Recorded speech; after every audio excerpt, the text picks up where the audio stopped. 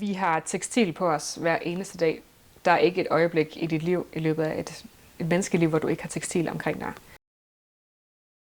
Jeg hedder Line Rothmann, og jeg er tekstilkunstner. Jeg kommer til at væve et slumretæppe af umærket garn købt i genbrug på sådan nogle basser her.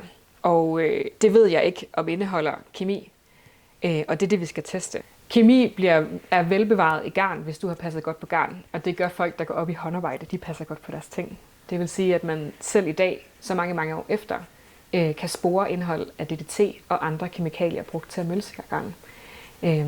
Og den her mølsikring er ligesom skyld i forskellige former for cancer. Det er skyld i allergi, det er skyld i for tidlig Alzheimers.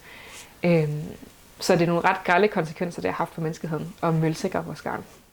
Meget konkret så bliver værket, at jeg væver et tæppe af det umærkede uldgarn. Tæppet kommer til at blive draperet i en montre, som er fuldstændig sluttet til.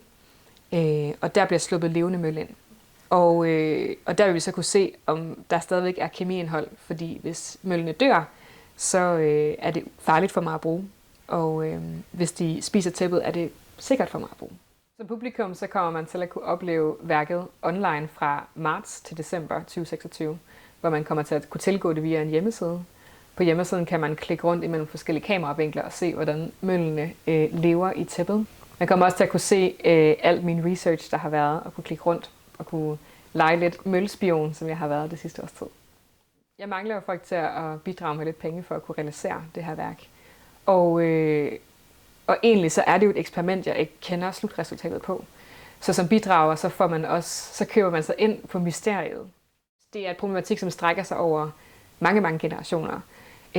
Og egentlig også rejser spørgsmålet, hvad er det, vi efterlader til de kommende generationer? Hvilke fejltrin gør vi nu, som kommer til at have påvirkning langt ud i fremtiden?